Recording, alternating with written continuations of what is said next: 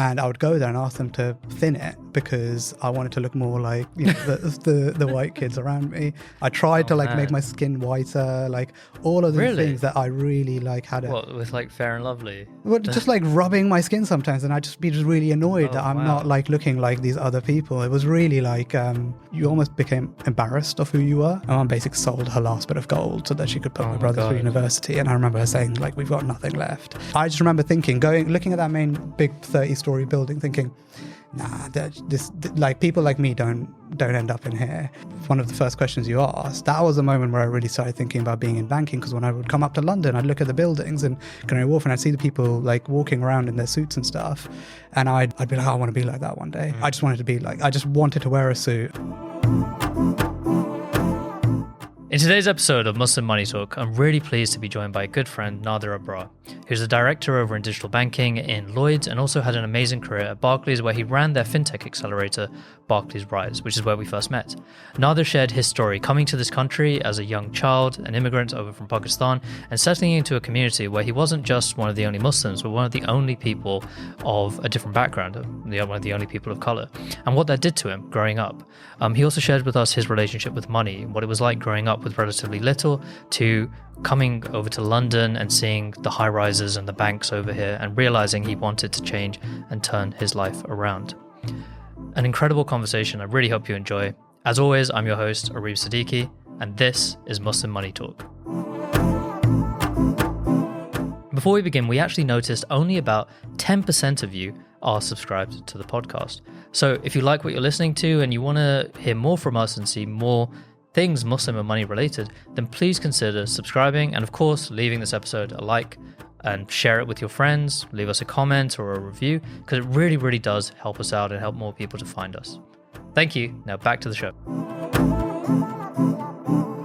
Nadir, assalamu alaikum. Wa alaikum assalam. Thank you so much for joining us. It's been a long time coming. No, it's a real honor and a privilege to join you, so I appreciate you asking. And I was just saying to you before, as I was walking over here, I'm just scrolling my LinkedIn and I just see that you just do a post about filming with Zara Mohammed. Yeah, we filmed with her yesterday. And I'm like, great.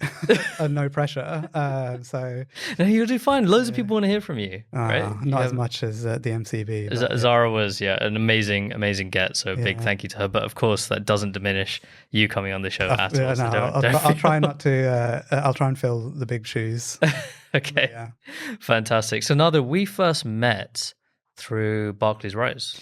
Yes. Yeah. So I think we were thinking of applying to the Barclays Fintech Accelerator, but before that, even I think before we joined, we were really keen to try and collaborate together in some way. Yeah. And we were doing a kind of Meet Kestrl kind of launch event type thing. And we actually called it, I think, Muslim Money Talk Live on stage. So the ideas for this podcast were kind of fermenting back then. Yeah. But you were kind enough to actually get us the venue. Yeah, I mean, I remember the first time we met, which was actually an event that like a Malaysian consultancy did, Whipped. Oh yeah, it was. Last summer in London Tech Week. Exactly. Oh my God, Raj Mandir, shout out. He put together a bit of an event for the Malaysian government to kind of talk about investment in the region, and he'd actually reached out to Rise to put an event on. It's actually the first event that I'd ever done as head of Rise London. So I went there a bit nervous, didn't really know what's expected, and just thought I can just like wing it a little bit. And we went there, and that's where I met Omar from River Free, a few other people, and I was just blown away that there was an Islamic fintech group in the UK. It really. I didn't realize you just started. No, I was brand new. I joined around March, April. I mean, I wasn't brand new, but it was the first conversation I had was with Raj about that event that we were going to put on together.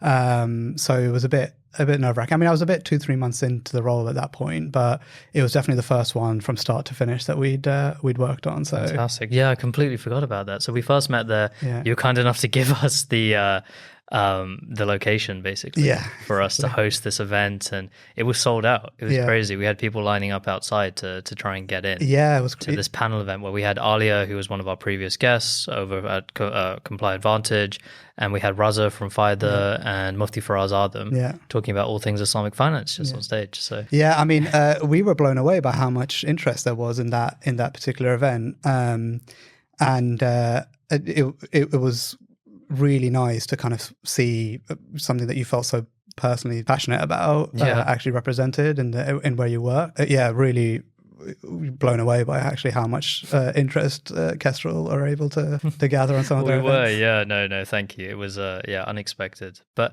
let's wind it back a little bit and go back to Nadir, who you were back in the day before all of this banking type thing. Yeah. Was this where you imagined you would end up as a child? It's a really interesting question and hopefully answer. But so I was born in Pakistan. I lived there till I was about 8 years old and really felt super passionate about Pakistan. Until you were 8? Till I was 8, yeah. I was in Karachi? In Karachi. My early education was all over there, basically. Whoa. My dad was a business owner, but then he, stuff fell through, and his background was in navies and ships and stuff. So around 2000, he actually left to move to the UK to start a better life for us, basically. And I didn't see him for 2 years whilst he was doing that. Oh, okay. And then in 2002, we decided to come here for what was positioned to me as a holiday, and ended up staying, basically. But we decided to stay in a really suburban town, Southampton, and well, it makes sense with your dad's background. Exactly, that's where he shipping. was. That's where he was basically. But he ended up getting a job, which meant that he was away for about 8 months of the year. So effectively, my mum moved to this country as an immigrant and raised me and my brother up as basically a single mom with my dad away 8 months of the year working on ships. Whoa! On top of that, in a completely white neighborhood. Completely. How jarring was that? Because you come from Pakistan, Karachi, where everyone basically, although Karachi is one of the most diverse cities in Pakistan, but it must have been a real culture shock. Huge, really difficult. And I don't think I realized the impact of it until later on in my life. At the time, I'm just an 8-year-old. I'm trying to fit in. So, I even talk now about how I felt so out of place that in a school, which literally me and my brother were the only diverse people. There might have been 1 or 2 other people from different backgrounds, but felt so out of place that I would go to the hairdresser, and I'd had thick hair back in the day, and I would go there and ask them to thin it because I wanted to look more like the white kids around me.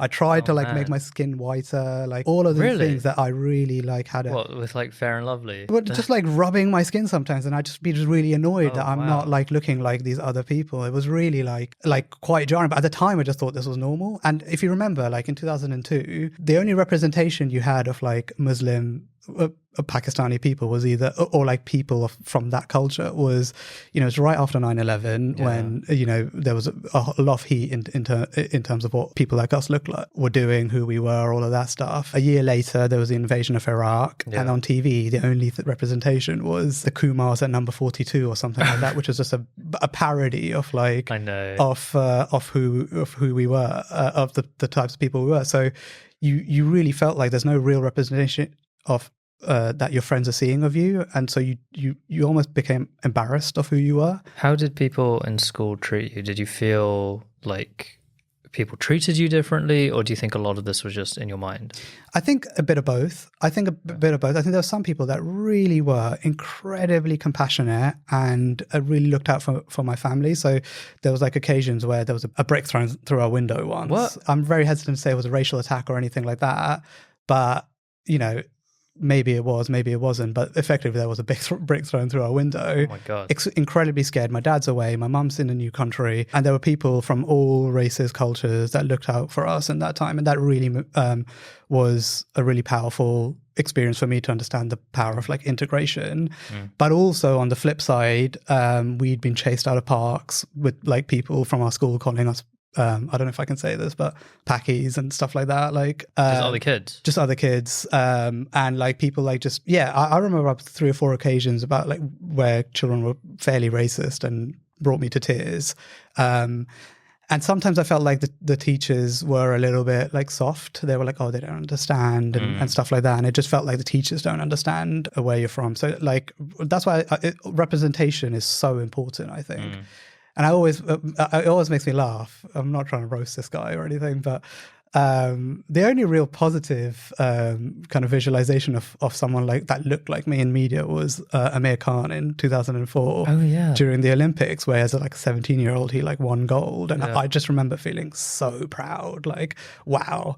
And then like you go down there and you like really like root for the guy, and like he, as everyone has ups and downs, and you're like, maybe he's not the exact representation of me that I thought back in the day, but he definitely, he was really a pioneer for me in terms of someone in the media that really that you could look up to, exactly. For sure.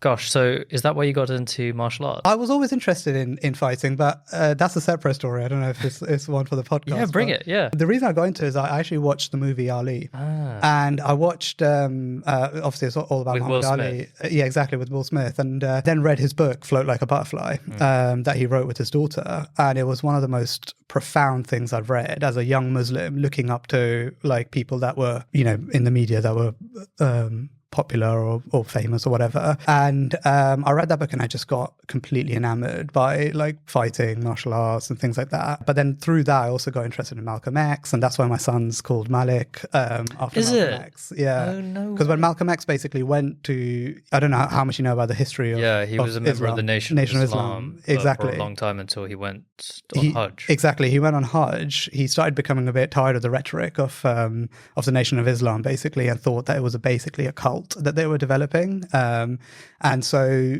he went for Hajj to seek the truth, went there, and just what he was taken aback by again was how people from different races, cultures, creeds were all like together, but also like humble as one, like, right? Like you were just like whether you were a rich person or a poor person, you all looked the same, you were all the same basically. And he was really taken aback by that, and that's when he converted to Sunni Islam, and also then changed his name to Abdur Malik Rahman or something like that. And so I really am inspired by the story. It's such a powerful story that people don't. I feel like Malcolm X doesn't get as much attention by mainstream media. No. So you read all of this and it changed you as a young man. It definitely that. And then the other thing the other person that also really changed me was, this is again, like, I don't know if I should say this, but I listened to a music video, or I watched a music video, and it was an artist called Loki. I don't know if you know Loki. I've heard of the name. Yeah, so he's like a rapper, but he's quite like about social consciousness and stuff like that. And he released a video called Terrorist. And one of the first lines in that was, your dad's favorite food is curry and I can't remember. Your dad's scared of the ragheads, Pakis and ragheads, but your dad's favorite food is curry and kebab. Something like that, right? Something. But that really had a big impact on me, because what it made me realize is like people love our culture, but they also love to hate us. And it's so relevant today. Exactly. As well, like if I tune into LBC every now and then, it's always just such a roller coaster of people calling in, and they're like, I remember James O'Brien. This clip went viral with someone calling into James O'Brien. And or James O'Brien's retelling the story of someone calling in, and he was talking to a caller who said, "Oh, I hate them. I hate all these Pakis in this country." And he's like, "Well, why do you hate them?" He's like, "They smell." Yeah. And then he says, "Well, what do they smell of?" So curry. Yeah. He said, "Do you like curry?" And he went, "Yeah, I do." And then the conversation didn't go anywhere. Exactly.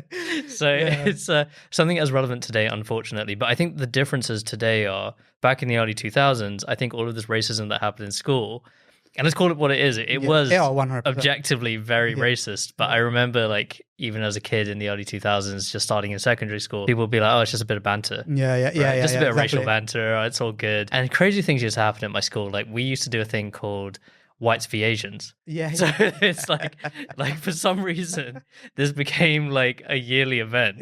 Where all the white kids versus and we didn't have enough Asians for like a pure team. So there would be like anyone with any melanin would be on that team, and it would be a big football match. And it was a weird thing because teachers would watch and the rest of the students would watch, and it only stopped when people made a Facebook group about it. And then I think parents found out, and then they were worried it was going to be like a news story. So they're like, we can't call it that. That. So then I think they changed it to like England versus the world, which is only slightly better. So because then, the implication we're not British. Well, exactly. And that reminds me of a little bit of Soccer Aid, when sometimes they do England versus the world, they put anyone that's like got like a parent might be foreign in the rest of the world. It's a good point though, because that's how it manifested for me, was being in that school trying to fit in. What I ended up doing was basically becoming a parody of myself, in the sense where I would make jokes about my religion, my culture, and people would laugh, and that laughter would make me feel like, oh, I'm like part of the group now. And I remember in my secondary school, I won funniest person in the yearbook. And a lot of that was because I was just like willing to make racist jokes about myself that I thought were like, that I thought would enamor me to my peers. So like, I remember one specific occasion where there was a loud pop in the hallway, and I made the joke like, oh, that's sorry, that was my bag, kind of thing, right? And I look back at myself and I just think like, I'm just so not proud of like all of that stuff. You were a kid. Definitely. But also like, it also makes me realize how vulnerable I felt in that environment, and why having really positive role models is just so important in whatever career you're in. Yeah, no, absolutely. And when did it change for you? Because you mentioned you started reading, you saw the movie Ali, you read the book, and you found out about Malcolm X. Was that towards the end of schooling or starting at university? Yeah. Around 14, 15, 16, that started changing, and a few things happened. One was when friends would come around to my house, I'd say to my mum like, "Oh, can you not make like Salad? Don't make salad, pakore, like samosa. Like, just make like sandwiches and put like sheets of like meat in there. Do you know what I mean? Like, just very basic food, because like, I don't want them to think I'm weird." And what ended up happening is friends started coming to my house and started going, oh, where's the samosa? Where's the pakora? Like, that's what we want to eat. And they like loved my culture. And that's what made me realize like, I'm so embarrassed about my culture, but like other people actually really love my culture that aren't even part of it. And so that's when it's really started ticking. But I still was a little bit unsure. Where the penny really dropped those was at university. Where did you go for university? So the university story is another interesting one, in the sense that I went to University of Kent first. Okay. That's an interesting one because I was, because I'd moved here when I was 8 years old, although all of my education was in the UK, I still wasn't classified as a UK citizen. So they didn't give me I wasn't eligible for student loan until you get indefinite leave to remain. But you'd been here for 10 years. I'd been here for 10 years. I'd studied here for 10 years. I was a product of the UK education system. But the things that people don't realize when they talk about immigrants is on your visa, it literally says no recourse to public funds. And so like, we had no recourse to public funds. That means you don't get student finance. Yeah, because you have all these people who think, oh, look at all these immigrants coming in and they're taking all, they're using a budget in the NHS. No, they have to pay for all literally, you have to pay for the NHS surcharge firstly, and then secondly, you don't get recourse to public funds. So my brother had started, and we had the assumption that, and he was much cleverer than me. Like, he was like on course to like, he was studying PPE at Durham. Like, he was really, really intelligent person. And so my parents were really like, I think my parents thought like, okay, let's put all our effort towards the older one and then forget about the younger one. You were the younger? I was the youngest of the two, but we're only 13 months apart, so we're fairly similar in age. But he was much, much more intelligent than me. And so he started going to university with the assumption that actually after a year that he will start getting student loans. That didn't end up happening. So my dad ended up having to beg, borrow, steal, and he's already not very great with money, but he had to beg, borrow, and steal basically to put my brother to university to the tune of like 50, 60,000 pounds. Oh my God. So you're paying international student fees? That's what my brother was paying. This was around 2012. I'd been here for 10 years, so I was eligible for the indefinite leave to remain. I had to do the most grueling process. Every year my parents would be going to London, and we had no money growing up basically. So my mum would get like a 4 a.m. coach from Southampton to London. We'd have kebab rolls in our pockets, and we wouldn't be able to eat anything. But going back to one of the first questions you asked, that was the moment where I really started thinking about being in banking, because when I would come up to London, I'd look at the buildings in Canary Wharf and I'd see the people like walking around in their suits and stuff, and I'd really I'd be like, oh, I want to be like that one day. I just wanted to wear a suit and be going into the big offices basically, and like not being on this coach going up at 4 a.m. and feeling like I can just like get lunch when I want to get lunch, not that I have to like prepare kebab rolls that smell and like bring them up and stuff like that. So anyway, so in 2012 I was going to get my visa, but that was around the time where there was this really big backlog in the Home Office, and it was around the time where the UK government was basically saying hostile environment towards like immigrants. Basically, they were basically having like vans pull up outside people's houses saying like they're deporting them and stuff like that. 2012, that was 2012. That was when Theresa May was Foreign Secretary. A Home Office person. Home Office, okay. Whatever. I can't remember the name of it. And that's when the backlogs of like visa requests was like a year. So you sent off your passport, and then you wouldn't see it for like a year. You wouldn't be able to do anything. You can't get a job, can't do anything. You're like wanting to be a productive member of society. You can't get a job because you haven't got a passport to prove your identity or your residence or whatever. So my passport was in this process during this period. I started going to university at Kent, and I basically was under the impression that, I'll get student finance once I get my passport back. Passport isn't coming back. It's taking ages. University of Kent is basically like, you've got to pay us now. And so my dad's like trying to figure out where he can get money from. He's trying to pay for my brother, trying to pay for me. And in I think it was November, my dad had a heart attack. And I remember getting the call when I was at Kent. I was with my friends, and I'd met a couple of friends who had really changed my perspective on life. One of them, during one of those first nights, we were having this huge debate about immigration and stuff, and one of them said, like, it felt really powerfully about that I don't get the same opportunity as he does just because of a line on a an arbitrary line that someone drew on a map. Exactly. For sure. But anyway, so I got this call from my mum, basically, and my mum's like classic. I don't know if your mum's like this as well. My mum like downplays everything, so she's like, your dad's in hospital, like blah blah blah, just not really saying much. And I was like, what happened? And you can tell she's a bit like perturbed by everything. And she's like, yeah, like I think he had a heart attack, kind of thing. So I put the phone down and I just like go to my room and I'm just sobbing. Like, I'm just like, what do I do? Like, I already am feeling like we can't afford this, we can't do this. Like, how can I protect my family, basically? Go back. My dad effectively, had a heart attack, had to have a triple heart bypass surgery. Alhamdulillah, he's still alive and well now. But he had to go through that process. But what that made me realize is I have to drop out. I can't like put this pressure on my parents. And so I drop out. But interestingly, in that 6 months when I drop out and I get my passport and then I'm able to go and get student finance for next year, I basically can't do anything because I don't have my passport, so I can't get a job. So I'm sat at home basically taking care of my dad, feeling like, okay, if he can't go back to work, how the hell are we going to pay for anything? And your brother's still at university? My brother's at university, so we're still going to have to pay for all these fees. Yeah. My dad is adamant that he's not going to pull him out of university. But so he wanted to drop out as well? I think my brother, they try to keep it all very far removed from him because they wanted him to focus on his studies, basically. Right. But I was quite in the detail of it because I remember one moment where my mum, basically, you know how important gold is to our culture, in our community. My mum basically sold her last bit of gold so that she could put my brother through university. And I remember her saying, like, we've got nothing left.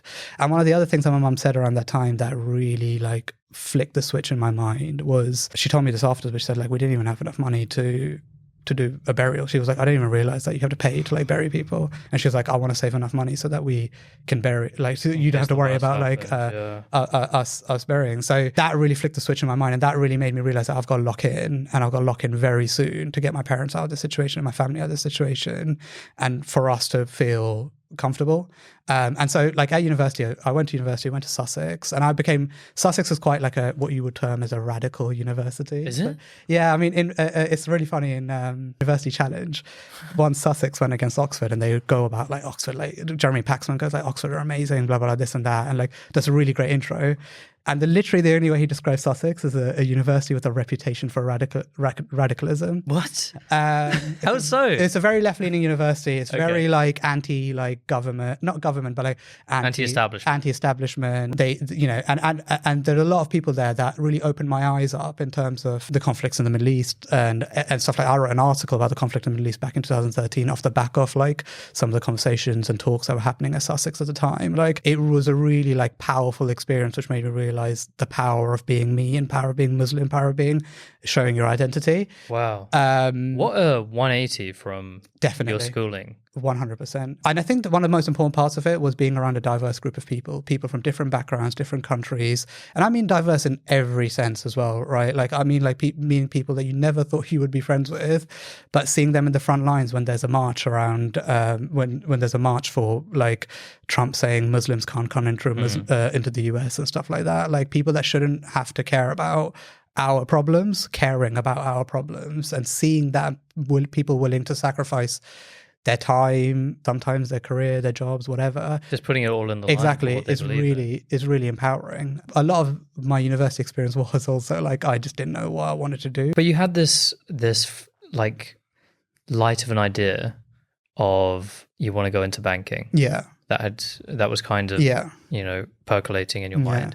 But what were you studying at the time? So I went to study accounting and finance, but the reason I did accounting and finance was because, like, I think Niaz was talking about it. You and Niaz were talking about this in the previous podcast, but like your parents basically, if you're good at maths, you go accounting, you go to, all of that stuff. So my parents were like, you got to go become an accountant, basically, the stable job. What I loved was like English literature, English language, philosophy, theology, like those type of like psychology, those type of subjects that don't typically have a solid career path afterwards. Exactly. But of course, for a child of immigrants, and especially from the household and what you described about your relationship with money and growing up. As a parent, you're just like, I need to make sure my children can land 100%. Solid careers and look after themselves and stand on their own 2 feet. Yeah. So it makes sense. And I say that to my parents now as well. Like I have no ill will towards doing accounting, finance or whatever, because it's just what we needed to do to get out of the situation that we were in. How did growing up with all that and your mother selling her last piece of gold, has that affected your relationship with money today?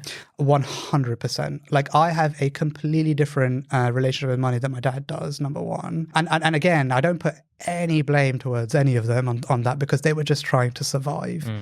But my dad doesn't know, anything about investments, for example. I have always stayed away from loans where I can, obviously, where you had to take like student loans and stuff like that was a decision that just had to be made. But where it possible, I've tried to stay away from loans. And that's not been because of like a religious necessarily inclination or anything. It's just because I just don't like the idea of loans. Yeah, of course. Of course. I mean, a lot of people are like, oh, look at these Muslims, they can't engage in loans or things, but it's actually, it can be very, very dangerous. Exactly. You can go down the rabbit hole of, living your life on credit. Well, the thing that blows my mind is like to get a house or to get anything, you need a credit score. The only way you can get a credit score is if you get a credit card, right?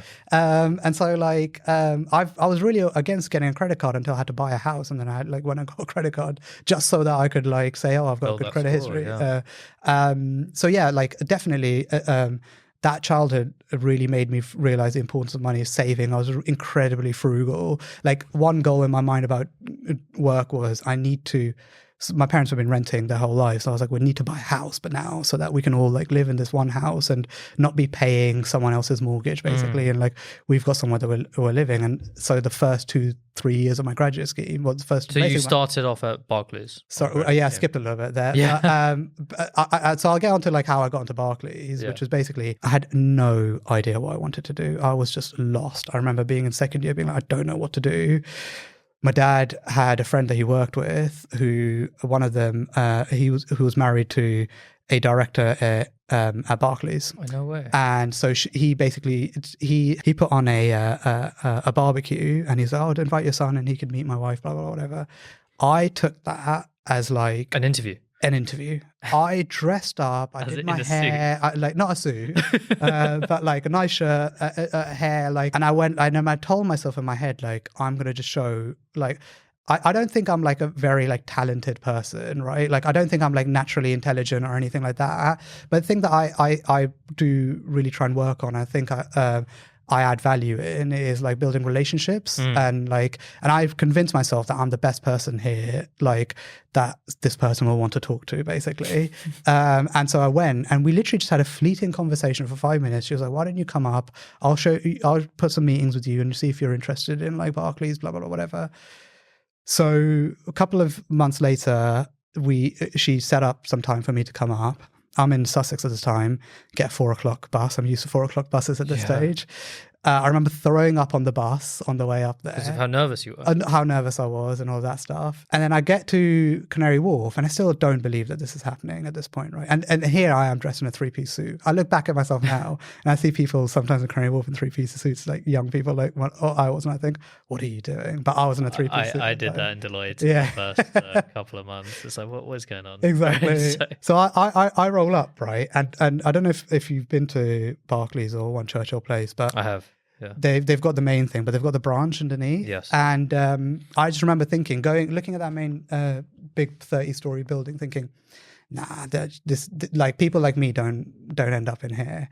So I ended up going down to the branch and being like, hey, like, is Sam in here? Like, I think I'm supposed to be meeting her, because in my mind, my level that I could get to is not head office, it's just regional like type places.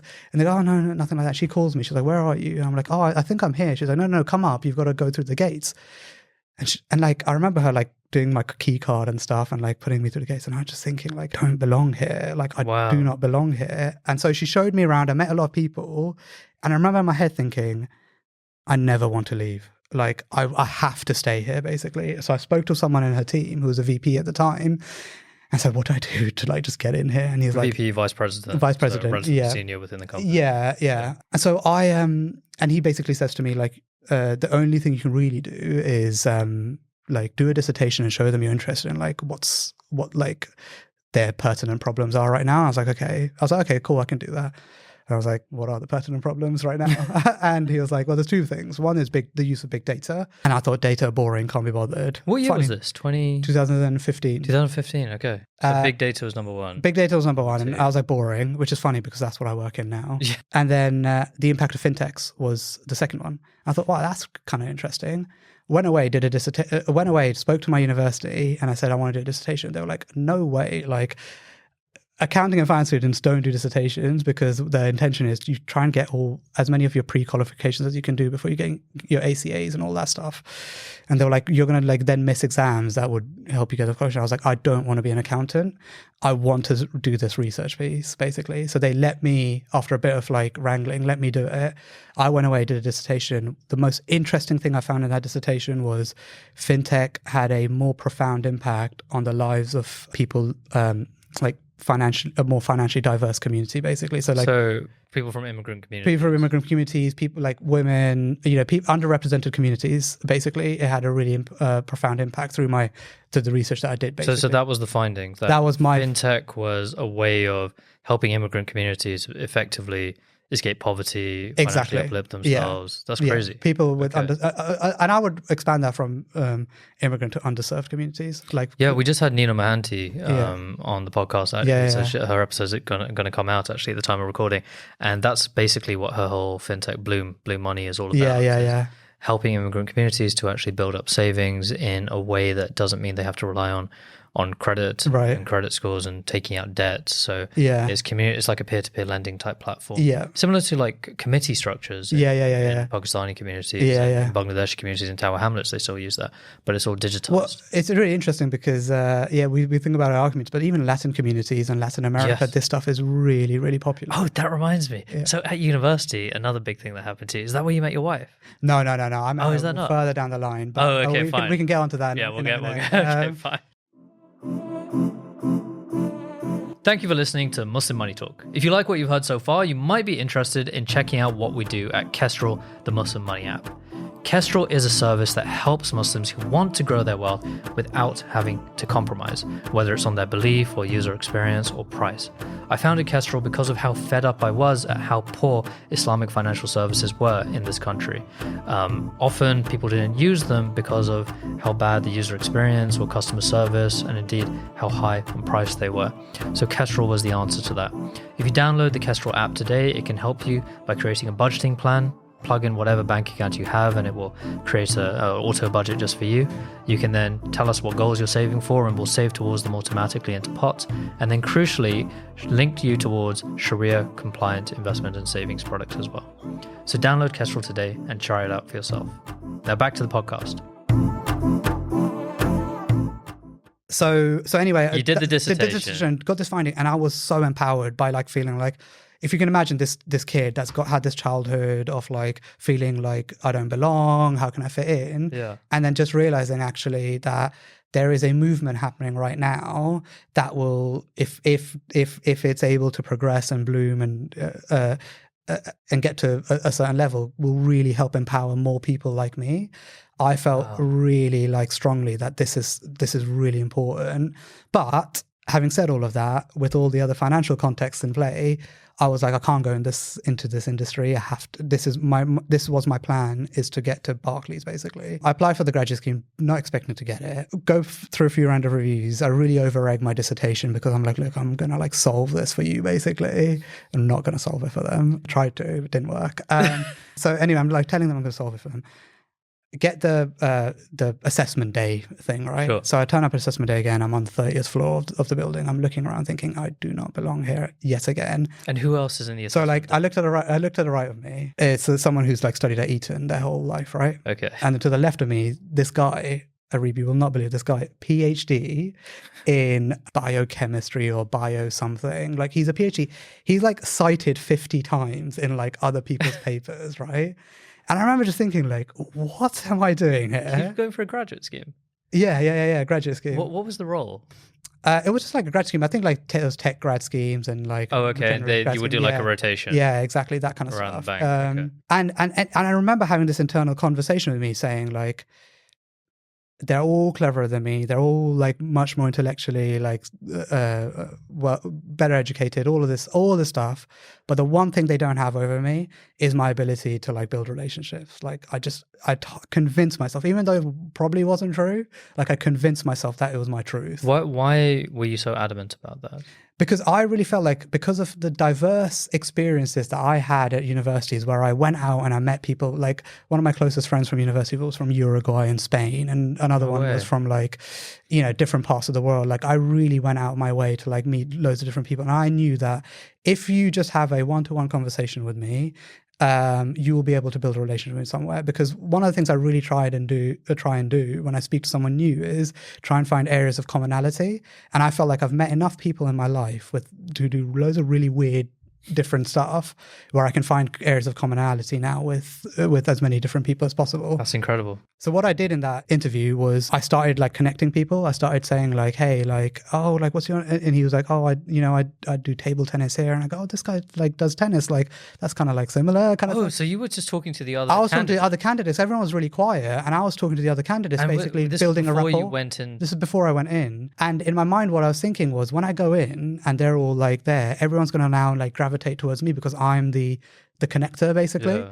And so I went in and when we were doing the group exercise, like people were like bouncing ideas off me, and I was connecting different people, and I'd already created that before I went in. What a clever thing to do, right? So you basically built up the rapport outside the room. So people look to you as like almost the friendly face, or to an outsider it might look like, oh, they're all looking at this kid as the leader of the group. Effectively. Wow. And again, that all goes back to the fact that I don't think any of that takes any talent. I just think it's like street smart. Like just it does take talent because it doesn't come naturally to people. So you should seriously that's true. Take credit for that. It's true, but like I always think like with natural talent, you can't really brag about it because like it's natural. Like you were just born with it. It's like, if you have to like go and like read a book and like then write a dissertation or get a PhD, like that's talent. Like doing an MBA, that's talent. Work. It's hard work. Yeah. Like it's not hard work to like be able to talk to people. On the MBA part, I would just say it's a lot less hard work. People think the MBA is like, I don't know.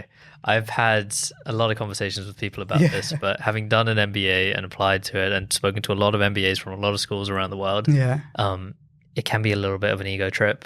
Yeah, For a lot of people, it's a massive ego trip. Yeah. It's all about the brand name and the recognition you get from it, as well as the network. But I feel like you did it in the right way, right? Like you build your network, a really good network, and you made a co-founder whilst you were doing Yes, exactly. That's how Kestrl started. Yeah. It was all over there. So it was, I don't know how useful the MBA would have been had it not led to me actually becoming an entrepreneur.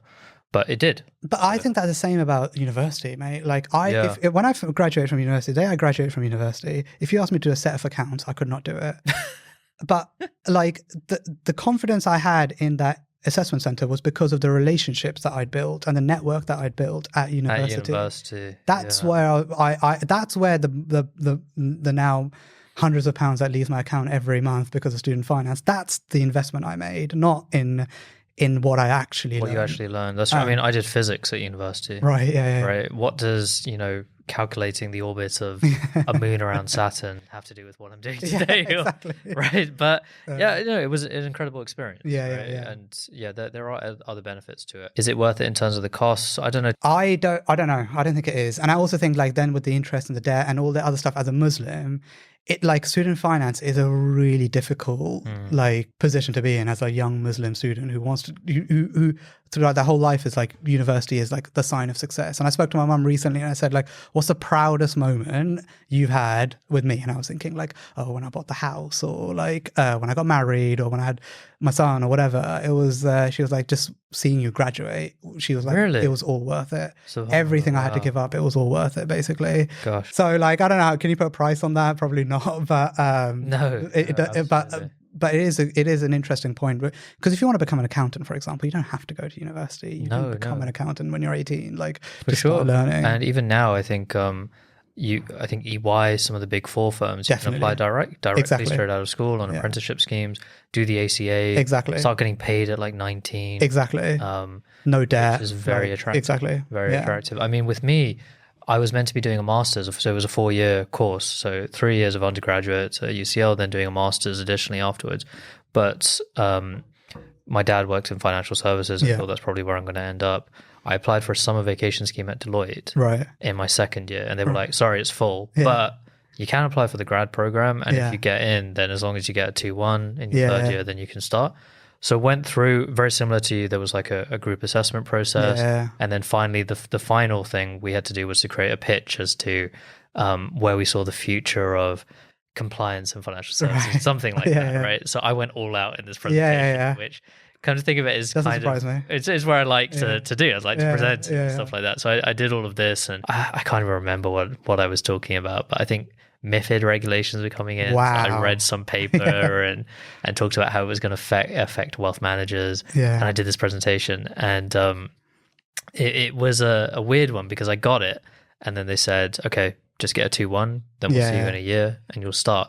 But I was like, amazing, I'll just drop out of the masters and just start making money. Because what was the point of doing a masters in physics? Right? Unless, I feel like masters in the US hold a lot more weight. Definitely. Over there, I've got family members in the US who are like, unless you've done a master's, it's going to seriously impact your earning potential. Definitely. So over there, it was a bit like, what's he doing? But here, it's like no one cares. No, not really. Yeah, it is an interesting point around education, because I definitely have I think about my son sometimes, and I think would I push him to university as much as my parents did? Because one, I don't have the same pressures that they do, but also number two, do I think it's the right use of time? It's a tough one, because I really hold a lot of value in terms of the relationships that I built in those 3 years, and I really feel like I wouldn't be the person I am today, wouldn't feel so empowered as who I am today had I not had those 3 years. But you can find that in a variety of different ways. You don't necessarily. For sure. And it's funny. Sometimes I think that about Hajj. I think the way Hajj is really supposed to be done is you actually let's say we're in the UK. You should really try and travel all the way down, go through every country, experience the culture, experience the people, almost like how Malcolm X did it. Yeah. He went through Africa, went through Egypt, went through all these different countries, and then ended up in Mecca. And it's a pilgrimage, right? Each step of the journey. And each step of the journey changes you. And I think that's actually some of the teachings that I take, and I go, well, wow, actually, inshallah, whenever I'm able to do a Hajj, that's how I want to do it. And I want to take my son doing it that, because I want him to experience culture and different people and understand that we're in this amazing world of really diverse people. I've never had that take before. I did. I was lucky enough to perform Hajj in 2018, but it's interesting now because just jump on a plane, exactly, you'll be there in 7 hours, and suddenly you're in this melting pot of people from all over the world, and it's a tough experience. But to do that and experience all the countries in between would be game changing. Exactly. I think it would. I think that it ultimately is the intention of something like that. But yeah, sorry. I think we no, we don't. So let's bring it back. So you're back in the room. You're in the assessment. Yeah, I'm in the assessment. It goes really well. It goes really well. I remember at the time I was like during my summers I was a contractor. So not a contractor in terms of like I would just like be doing admin jobs. So at like the local hospital, Southampton General Hospital. Yeah. And I started at Southampton General Hospital when I was 18. Literally like, you know, the people that go around the hospital and like give you food and like orders and stuff. Like orderlies. I literally did that. I was working with like fresh Polish immigrants, like fresh Indian immigrants, Pakistani immigrants, guy who had a law degree from Pakistan that was doing that. Like, and I really started getting a little bit of that hard work element from there. But then I started working like admin jobs and, you know, just kind of working like doing front desk at radiology or something like that in the hospital. So, and I remember I called the guy that would like place me in these different roles, and he was like, I remember just sitting outside Canary Wharf and just like thinking, saying to him, like, mate, I cannot believe where I am right now. So this is after the assessment the assessment centre. I basically said to him, yeah, I don't think I'm going to come back, basically. Wow. Next summer. Anyway, a few weeks go past and I'm sat in my lounge with my uni friends and I'm preparing for like an exam or something. And I still haven't had a call yet. So I go, and Barclays was the only place I applied, by the way. I didn't do it. Okay, you were all in on Barclays. All in. Like, that's kind of a symptom of me, I think, is like I am just all in on, when I go in on something, I'm all in on it. But then I thought, you know what, let me just try and start something else so I can get my mind off it, basically. So I was actually starting to do like the application for the PwC assessment. Oh, no way. Scheme. Okay. And as I was sitting there doing it, I got a call. Went outside to take him. They were like, oh yeah, like we want to offer you the job. Incredible. And you know, when you pass your driving test and you just want to get out of the room, basically, because you're like, they're telling you the minors that you did, and you're worried that whilst they're telling you the minors, they're going to go, actually, that was amazing. You should fail your driving test. So were you just trying to hang up? I was just trying to like get out and be like, okay, you can't take this back now. You've said it. And they told me what they're going to pay me. And when I was a young kid, I remember my dad telling me his salary, and I remember thinking, if I retire on this salary, I will be super happy. And it was, and now I look back at it, it was an incredibly low salary. The salary they were offering me was more than what that number was, basically. What was the starting? So the starting salary was £36,000. Okay. So it was a very low number. What I was expecting. Average starting salary. But an average starting salary for a job. But to me, it was like I thought I was the richest person in the world. I've got a funny story about that. So I get my first paycheck, right? Yeah. And I'm with a couple of friends, and I'm like, I'm gonna go to Oxford Street. I'm gonna go into Armani, and like I had this thing like of like people looking down at me, like thinking that I can't afford stuff, basically. So I was like, I'm gonna wear my trackies, and I'm gonna go into Armani. I want them to look at me, thinking I can't afford it, and I'm gonna go and buy it, right? So I go trying to do a Pretty Woman. Yeah, basically, yeah, ugly man, I would call it for my movie. So anyway, I walk into this shop, right, and I'm with this like with a couple of friends, and they think, oh, look at this guy, like. So I go in, I look at the suit, and I look at it, and it's like $1,000, right? And I'm like, turn around and walk straight back out. I'm not there yet. I'm still, even now, I don't think I'm there yet. So that was what my mindset was, though. Like, was just like, I just thought I was the richest person in the world. That's so funny. Gosh. But I mean, it makes sense. It makes sense. And it was this incredible moment for you and your family, and they must have been overjoyed. Oh, 100%. I remember calling my parents. I mean, my mum is the classic person. She's like, don't tell anyone. Like, just of course. Like avoid Nazar and all of that stuff. And I told my brother and my friends and stuff, and they were all like super happy for me. And then I graduated. Same thing as you, had to get 2-1. Really worked hard to get that 2-1 because I, apart from my dissertation, which I actually got first in, everything else I was struggling. Because you cared about the dissertation. Exactly. Yeah, exactly. And that's the other thing, right? It's like what you're passionate about will normally be the stuff that you're the best at. Graduated, alhamdulillah, and then started at Barclays. Okay. And did the graduate scheme. So this was September 2016? Yeah. September 2016. So I think I'm like the Mark Zuckerberg of banking at this point, right? I've done this dissertation, like they've hired me. I go in, and the first rotation they give me is governance, conduct and control in the retail bank. And I'm thinking, what? Like, but in my mind, it was kind of like, okay, this is the hierarchy. Like, they've let me in, but like they know I'm not like, you know, an Eton type person. So they've put me in somewhere where they think, you know, I can like pluck away at and like, you know, be a good at.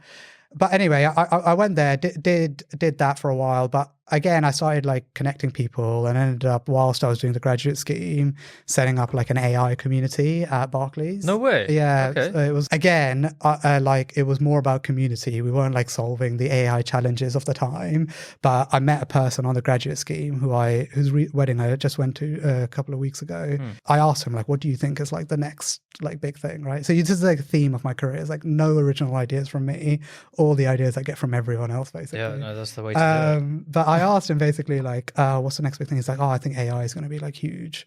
And so we sat down and we were like trying to write an AI white paper and like doing all this like cool stuff. We were like basically rebels without a cause, right? But what I kept doing was I kept going to the HR team and I'd like walk down to their floor and say like, hey, we're doing this amazing thing. Like you guys got to keep an eye on it, blah, blah, blah. And they were like, yeah, whatever. A couple of months go by and we're like trying to write this white paper, going nowhere with it.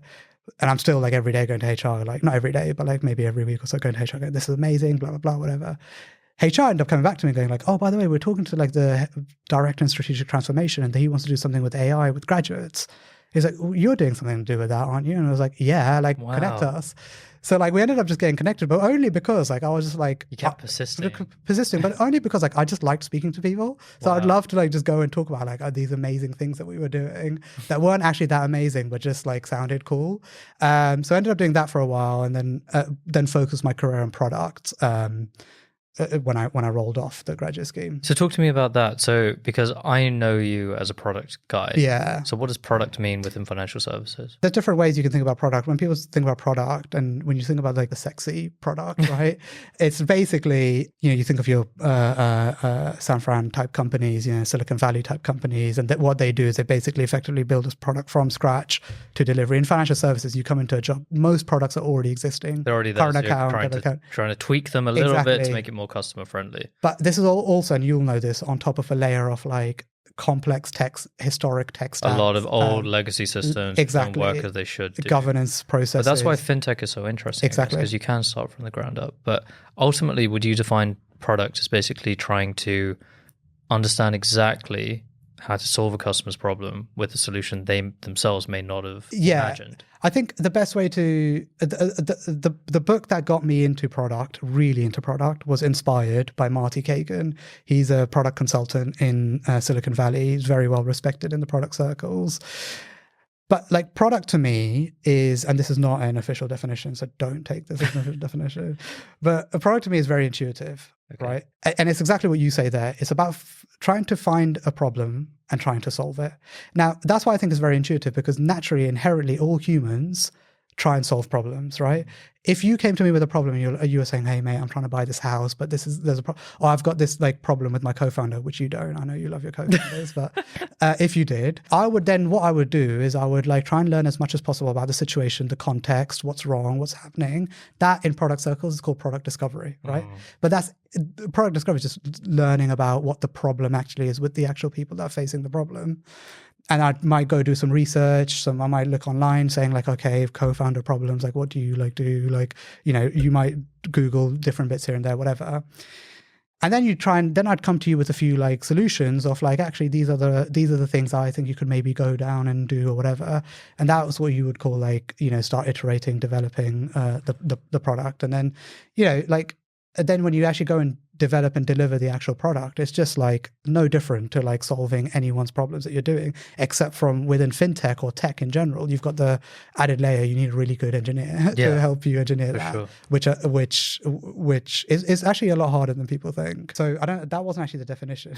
What's the succinct definition? So what's the definition? Basically solving the problem for customers, basically. Okay. And that can be in a variety of forms. And it's often, I find, like in a product role, we've hired our first product person recently, and she's great, but what she often finds is she is often directing engineers and bringing together finance people who need to sign off on things, and operations people, and trying to get them to rally behind solving the specific thing. Exactly. And you can almost end up being like a jack of all trades a little bit. It's really funny you say that, because the way I describe myself is jack of all trades, master of none, basically. Yeah. And to some people that's career limiting in the sense that you're jack of all trades, master of none. But to people that truly understand product, they realize what a valuable skill set having the ability to be able to corral a whole team together and get them to deliver on a vision. And that's why like a product manager's role is very different. But fundamentally, part of the role is understanding a problem. But then secondly, I think the most important trait you can have as a product manager is empathy.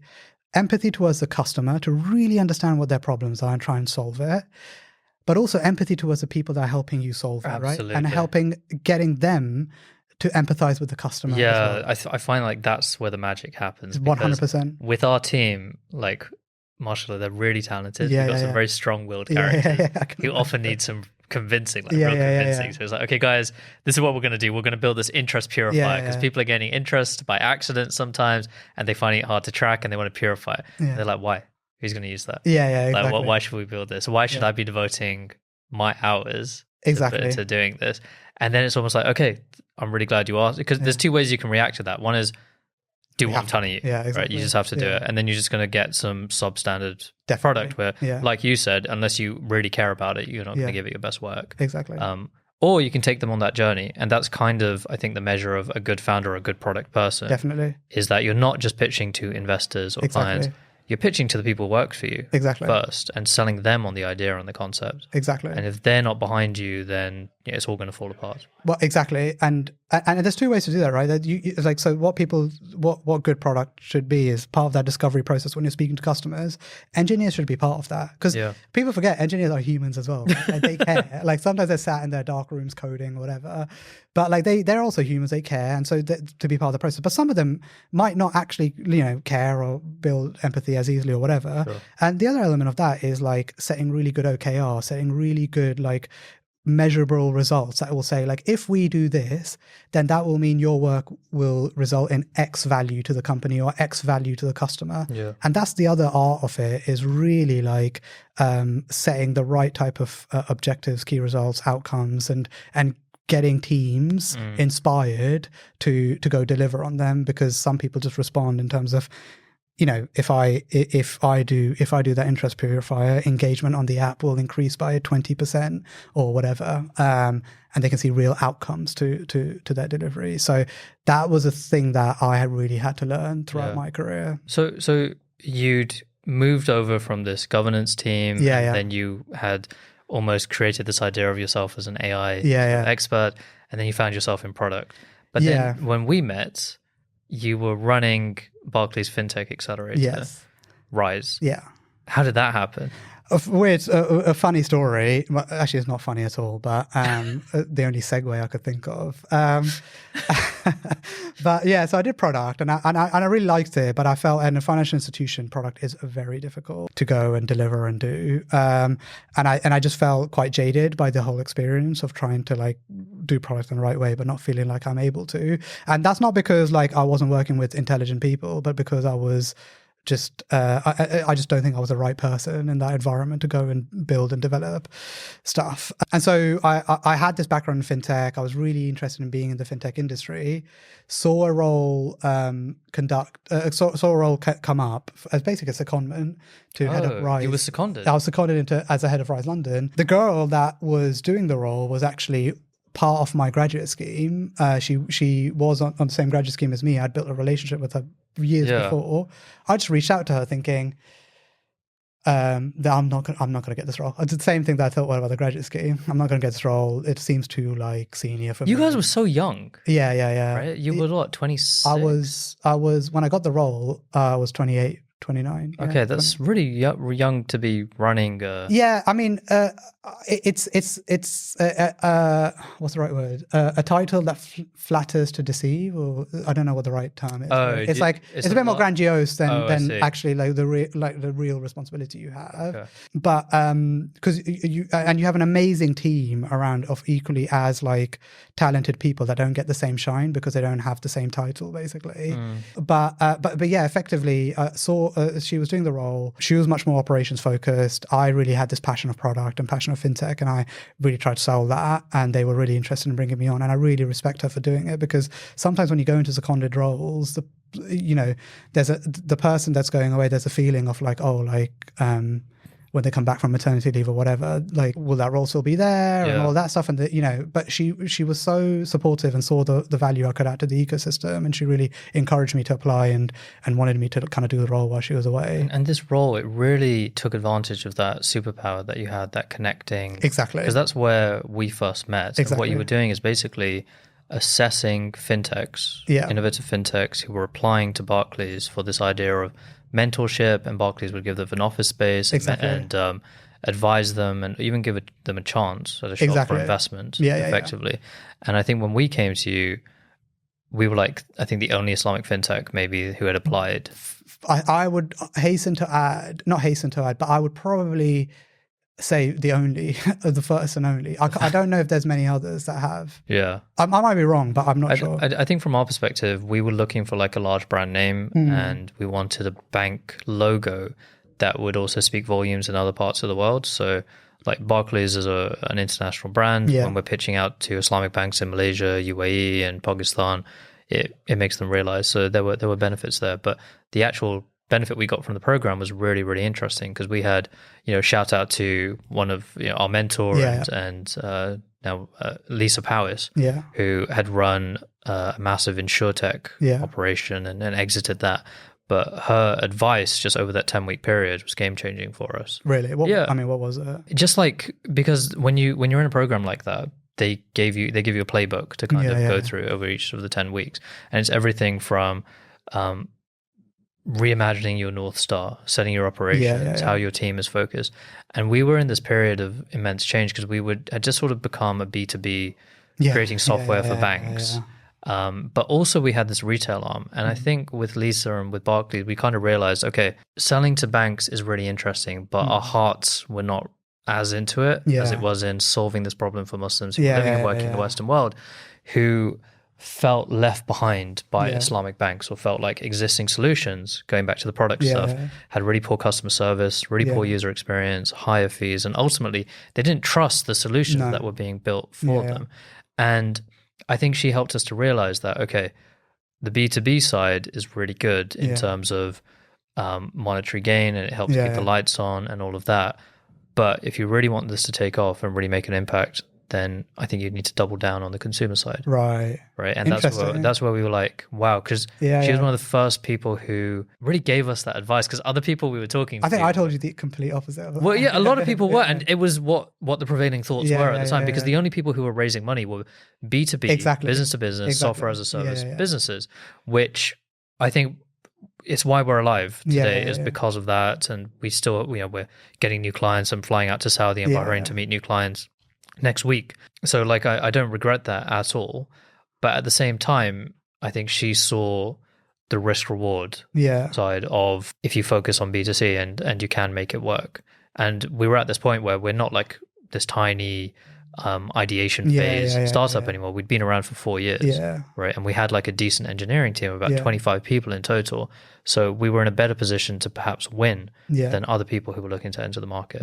So that really changed our mindset and thought, okay, maybe we could do that. So hugely beneficial to us. And thank you for introducing us to the program in that way. Well, I mean, I think I said this to you as well, and I hope I don't offend anyone, but the value in the programs is exactly how you used it, right? Like, you're a founder, you've done everything there is to do, right? Doing a 10-week program, there's going to be some bits that you don't need to do. They're not going to add that much value to you. For sure. Right? Like, what really is the value is the connections, potentially. It was the connections. And then using the name to be able to leverage yourself. And that's what I that's what I kind of pitched to you. Because one of the things for me was I wanted you to be part of the program. Because I thought it was really important. I was really like personally like moved by what you were trying to solve. But also, I thought one of the things that you've done brilliantly is you'd already sold to a bank, and you can already demonstrate value, and that can potentially be brought into the UK market as well. So how, because obviously you've left Barclays, you're over at Lloyd's. In terms of the story of Barclays, and when you were that kid who was stepping off the 4 a.m. bus and looking up at this 30-story building and thinking, this is where I'm meant to be, how did it end up in the end with you and your identity as a Muslim and as an immigrant in this country? What's your feelings around your time at the bank as a whole? Firstly, incredibly grateful for giving me the life that I have now, being able to like support my family, which was my number one goal. Seeing my mum, like I recorded when we bought our first house, and I recorded my mum walking through the house. Wow. And what I'd done in it was I'd got like old Polaroid pictures of us as kids growing up in England, and I'd pasted them around the house basically to kind of show her like this was like a journey that we all went through, and we got to this like stage of getting a house. And it was like the most unimpressive, like small, like semi-detached house, but like what a moment. Incredibly proud moment for me. There's always been challenges working at a large institution as a Muslim, and working just in the UK as a Muslim, and all feeling like you can always maybe like present yourself in the way you want to, or talk about things that you really are passionate about. Even, and you know this as well, right? Like when we wanted to do some of the stuff around Islamic finance, there was a certain level we could talk and not talk about. It was hard to get sign off on some things. I mean, I was stopped talking. I wasn't able to talk on a couple of events that came through. Yes, I remember. And when I had to speak at the Muslim Money Talk, it was literally me like reading this sheet, which had been pre-approved by PR. Gosh, why was that, do you think? I think I think people have the best intention. A lot of people in terms of like manager level, have like the best intentions in terms of they're just scared about like paying their mortgages. They don't want to say anything that will mean that they can't pay their mortgages. They can't provide for their family and stuff. And I get that. But I also think it's a lack of like understanding, and I think it's a process. And I think about this about my childhood. There's kids that I've grown up with that I fully believe would have grown up and probably been involved in some of the riots that happened in the last. Absolutely. But I look at them now and they're not. And I really do believe part of that is because they grew up with people like me, that were, they saw, these are just normal people. Like they actually just like going to the park, or like going here, like going there, whatever. Like they're just normal people who support Southampton, support Manchester United, whatever. And I think that like sometimes people see things happening in the world and they think like, if I do X, then Y will happen and this will stop right now, right? And I think it's a longer process than that. And I think actually where you win is not excluding yourself from being part of these conversations, even when they become difficult. It's like throwing yourself into them, helping people understand that these are really big, important issues to you. And then over time, the same people that you're having these conversations with 10, 15 years will become the decision makers that actually ultimately help create and facilitate the change that you're looking to do. SubhanAllah. Is that your hope for your son? That's my hope for my son, that he grows up in an environment that is more like that. I do worry, like, the stuff that's happened in the last year for Muslims. Yeah. Incredibly difficult. Our son's a similar ages. I think about it a lot. Mustafa is 2 years old now, and I just think, what is the world going to be like with him growing up in it? I mean, for us at least, we had a little bit of time before 9/11 and 7/7. Exactly, yeah. I still remember a time in primary school where people didn't really know what a Muslim was, right? It was like, what's halal? What is that, right? And then the easiest reference point was to talk about kosher. Exactly. We're just another religion from the Middle East. Now it's impossible. Everyone knows who we are. It's funny though. I met someone the other day. She was from Ireland. A couple of years ago. She was from like a rural place in Ireland. She had no idea what Muslim was. Really? No idea. Like, does she not have a TV? I don't know. Like she had no clue. Maybe it's a good point to touch on me and my wife. Right? Yeah. So how did you guys meet? So we used to live fairly close, and after in Southampton? No, in London. In London, okay. So I lived in like Stepney Green, very Muslim area. Yeah. And she studied at Hull University, and she was at an event where she was meeting, like as a student, meeting like new people in the area, individuals. I was just at this place just with my friends, just after work, just like hanging out. She started speaking to me because she was like, she thought I was part of the event, and we were just going to like, build a network and all of that kind of stuff. Ended up getting to like to speak and just getting to know each other or whatever. But in my head, I don't know how much of this I can talk about, but in my head, I was like, oh, I'm going to marry a Pakistani girl, a Muslim girl, like, Muslim, because she's from the Dominican Republic. Yeah. From Christian background. Catholic Christian background. Yeah. And so I was like, there